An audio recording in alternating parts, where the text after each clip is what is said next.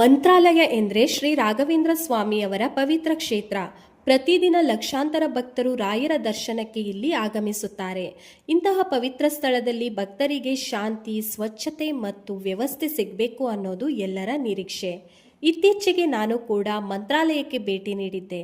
ರಾಯರ ದರ್ಶನಕ್ಕೆ ಸಾಲು ಇತ್ತು, ಆದರೆ 10 ನಿಮಿಷಗಳಲ್ಲಿ ದರ್ಶನ ಆಯಿತು. ದರ್ಶನದ ನಂತರ ಊಟ ಕೂಡ ಸಿಕ್ತು. ಇದು ಒಂದು ಒಳ್ಳೆ ಅನುಭವ ಅಂತಲೇ ಹೇಳ್ಬೋದು. ಹಾಗೆಯೇ ಸಂಜೆ ಸಮಯದಲ್ಲಿ ತುಂಗಾಭದ್ರಾ ತಾಯಿಯ ದೀಪಾರಾಧನೆ ಮುಗಿಸಿ ಹಾಗೆಯೇ ತೀರವನ್ನು ನೋಡಲು ಹೋದೆ. ಅಲ್ಲಿ ಇರೋ ಪರಿಸ್ಥಿತಿ ನೋಡಿ ತುಂಬ ಬೇಸರ ಆಯಿತು.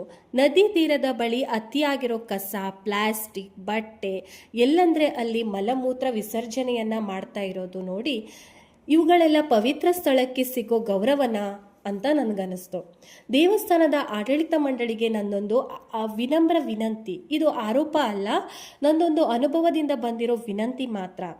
ಮಂತ್ರಾಲಯದಂತಹ ಪವಿತ್ರ ಸ್ಥಳದಲ್ಲಿ ಸ್ವಚ್ಛತೆ, ಶಿಸ್ತು ಮತ್ತು ಮಾರ್ಗದರ್ಶನ ಅತ್ಯಂತ ಮುಖ್ಯ.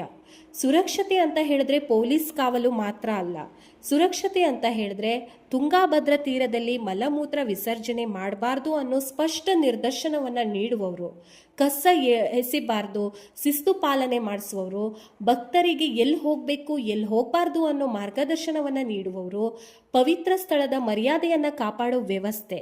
ಈ ರೀತಿ ಮಾರ್ಗದರ್ಶನ ಇಲ್ಲದೇ ಇದ್ದರೆ ಯಾರೂ ಕೂಡ ಅವರ ಇಚ್ಛೆಯಂತೆ ನಡ್ಕೊಳ್ತಾರೆ. ಇದರಿಂದ ಕಸ ಮತ್ತು ಅಶಿಸ್ತು ಹೆಚ್ಚಾಗತ್ತೆ. ಇನ್ನೊಂದೇನೆಂದರೆ ಶೌಚಾಲಯದ ಸಮಸ್ಯೆ. ಉಚಿತ ಸಾರ್ವಜನಿಕ ಶೌಚಾಲಯಗಳ ಕೊರತೆ ಇತ್ತು. ಲಭ್ಯವಿರುವ ಶೌಚಾಲಯಗಳು ದೂರದಲ್ಲಿತ್ತು ಮತ್ತು ಶುಲ್ಕವನ್ನು ಪಾವತಿ ಮಾಡಬೇಕಾಗಿತ್ತು. ಇದರಿಂದ ಭಕ್ತರು ಅಸೌಕರ್ಯಕ್ಕೆ ಒಳಗಾಗ್ತಾರೆ.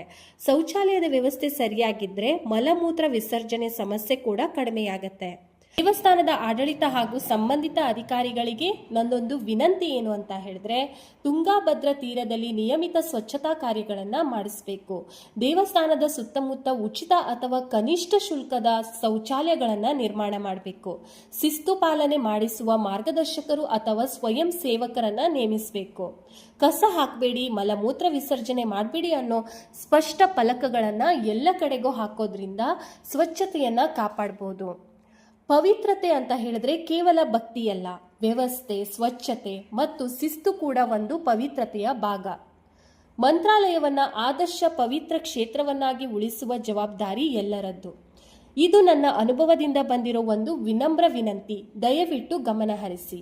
ರಾಯರ ಕೃಪೆ ಎಲ್ಲರ ಮೇಲೂ ಇರಲಿ.